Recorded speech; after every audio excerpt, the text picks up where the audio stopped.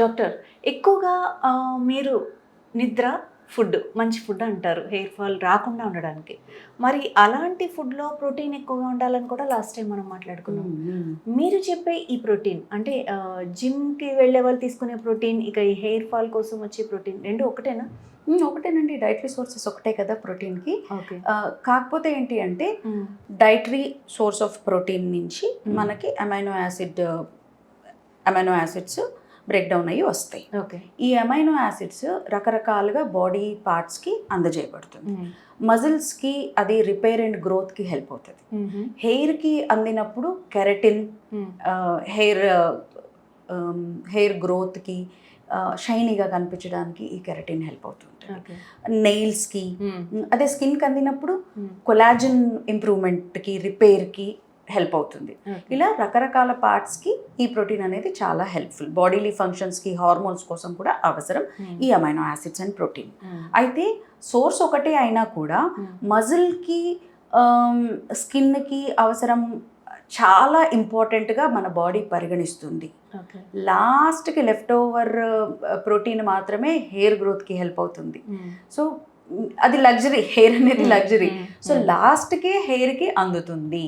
ముందు బేసిక్ సర్వైవల్కి అవసరమైన ఆర్గన్స్కే ఈ ప్రోటీన్ అనేది అందుతూ ఉంటుంది. That's the difference. అంతేగాని సేమ్ ప్రోటీన్ దీనికి డైటరీ సోర్స్ నుంచే వస్తాయి మనకి బాడీ ఫంక్షన్స్కి కనుక. ఎస్ ఇట్స్ సేమ్, బట్ అది ఆ తర్వాత ఏం చేస్తుంది అనేదే ఇంపార్టెంట్ అనమాట. సో మన బాడీ మైనస్లో ఉంది, ప్రోటీన్ సరిగ్గా తీసుకోవట్లేదు. సో లగ్జరీ మనకి ఖర్చు ఎక్కువైంది అనుకోండి, ఇంట్లో బడ్జెట్ ఈ నెల ఖర్చులు ఎక్కువ ఉన్నాయి అన్నప్పుడు అందులో మనం లగ్జరీని మైనస్ చేస్తాం. అలాగే బాడీ కూడా ఇప్పుడు ఇది అవసరమా, ఇప్పుడు హెయిర్ గ్రోత్ ఈ అవసరమా అని ముందు ఆ లగ్జరీ అటు ట్రాన్స్పోర్ట్ని హెయిర్కి ప్రోటీన్ ట్రాన్స్పోర్ట్ని ఆపేస్తుంది. మజిల్స్కి ఫస్ట్ ప్రొవైడ్ చేస్తుంది. సో ఈ డిఫరెన్స్ ఉంటుంది కనుక మనం ఇనఫ్ ప్రోటీన్ తీసుకుంటేనే ఇవన్నిటిని దాటుకుని జుట్టు దాకా చేరుతుంది అనమాట. సో ప్రోటీన్ కానీ వేరే న్యూట్రియంట్స్ కానీ తగ్గినప్పుడు ఇంకా హెయిర్కి సప్లైయే ఉండదు, నరిష్మెంట్ మీద ఎఫెక్ట్ ఇస్తుంది అనమాట. ఓకే. ఈ డీహైడ్రేషన్ వల్ల హెయిర్, స్కిన్, ఏజింగ్ ఇవన్నీ కూడా వేగంగా పెరుగుతాయా? చాలా వేగంగా పెరుగుతాయండి. అంతెందుకు 2 రోజులు నీరు తక్కువ తీసుకొని చూడండి, ఈ చేతుల పైన స్కిన్, ఇక్కడ స్కిన్ ఎండిపోయినట్టుగా అవుతూ ఉంటుంది. సో చాలా సార్లు మనం ఇవాళ ఏంటి ఫేస్ అగ్లీగా ఉంది అని అనుకుంటాం చూడండి, మేబీ వీఆర్ డీహైడ్రేటెడ్. ఫస్ట్ అది చూసుకోవాలి. ఇమ్మీడియట్ ఎఫెక్ట్ స్కిన్ స్ట్రింక్ అయినట్టుగా డల్గా కనబడుతూ ఉంటుంది. సో మీరు అద్దంలో నచ్చట్లేదంటే ఎక్కడో డీహైడ్రేటెడ్ ఉన్నారని ఫస్ట్ అనుకోవాలి. It is dehydration. సో బాడీకి డీహైడ్రేషన్ అంటే కేవలం నీరు కాదండి, గుడ్ ఫ్యాట్స్ కూడా. తేమతో పాటు మొత్తం నీళ్ళు తాగుతూ ఉంటే హైడ్రేషన్ అవుతా ఉంటే ఓవర్ హైడ్రేటెడ్ అయితే కూడా టాక్సిక్ అయిపోతుంది బాడీ. సాల్ట్స్, ఎలక్ట్రోలైట్స్ అన్నీ ఫ్లష్ అవుట్ అయిపోతూ ఉంటాయి.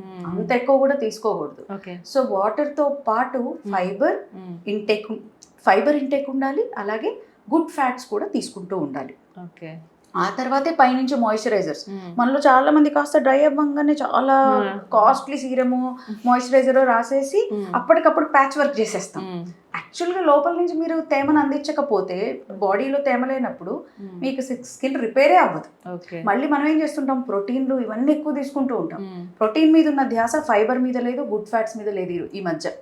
గుడ్ ఫ్యాట్స్ లైక్ నెయ్యి అవాయిడ్ చేస్తున్నాం. ఇవన్నీ లేకపోతే బాడీ డ్రైగా డల్గానే ఉంటుంది. So these has to be focused అండి. యాక్చువల్గా ఈ గుడ్ ఫ్యాట్స్ అనేవి, హైడ్రేషన్ అనేది, ఫైబర్ ఇంటేక్ అనేది ప్రోటీన్ కంటే ఎక్కువగా పరిగణించాలి నన్ను అడిగితే.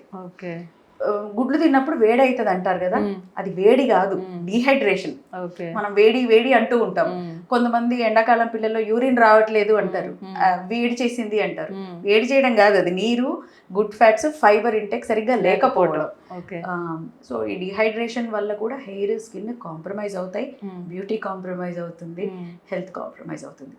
సో ఒకవేళ డీహైడ్రేషన్తో ఈ హెయిర్ ఫాల్ ఇష్యూస్తో మీ దగ్గరికి వచ్చారు, వాళ్ళని ఎలా ట్రీట్ చేస్తారు? ఫస్ట్ డీహైడ్రేషన్ని ట్రీట్ చేయాలి. హెయిర్ ఫాల్ తర్వాత కరెక్ట్ చేద్దాం, సెకండరీ. సో ఫస్ట్ రూట్ కాజ్ని మనం అటెండ్ అవ్వాలి, అడ్రస్ చేయాలి. సో డీహైడ్రేషన్కి గాను చాలా వరకు ఫ్లూయిడ్స్ లాంటివి ఇన్ఫ్యూజన్ థెరపీస్ ఉంటాయండి. సో ఇన్ఫ్యూజన్ థెరపీస్లో మనకి సాల్ట్స్ కావాలా, మైక్రో న్యూట్రియంట్స్ కావాలా ఏంటి అనేది వాళ్ళ బ్లడ్ ప్యానల్ని బట్టి surgeons will decide in crowns what to be given. So infusion therapies చాలా బాగా పనిచేస్తాయండి. అంతెందుకండి మన ఇళ్లలో అంటుంటారు గ్లూకోజ్ పెట్టించుకున్నాను కొంచెం బలం వచ్చింది అంటారు. సెలైన్ ఇలాంటివి పెట్టించుకున్నప్పుడు వెంటనే ఫేస్లో ఒక ఫ్లష్ వస్తుంది, ఒక గ్లో వస్తుంది. డీహైడ్రేషన్ని అడ్రస్ చేసింది అక్కడ. ఓకే. సో ఒక్కరోజు పెట్టించేసుకుంటేనే మీకు డీహైడ్రేటెడ్గా ఉన్నప్పుడు అంత లుక్ వచ్చింది. ఇంట్లో మనం కాస్త hydration, fibre intake, good fats ఇవి కాంప్రమైజ్ కాకుండా తీసుకుంటే చాలా బాగుంటుంది.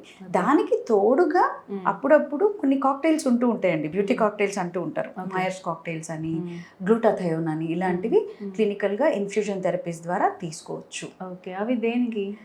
రకరకాలుగానండి. ఫస్ట్ హైడ్రేషన్ ఇంట్రడ్యూస్ చేయడానికి, బాడీలో డిహైడ్రేషన్ అడ్రస్ చేయడానికి, తర్వాత స్కిన్ కలర్ ఇంప్రూవ్ చేయడానికి, స్కిన్ హెల్త్ ఇంప్రూవ్ చేయడానికి.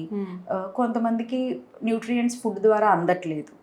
సో ఫస్ట్ ఇమీడియట్గా అది అడ్రస్ చేయాల్సిన విషయం కనుక మైక్రో న్యూట్రియంట్స్, మల్టీ వైటమిన్స్ ఇవి కూడా ఇన్ఫ్యూజన్లో ఇస్తూ ఉంటారు. Okay, right.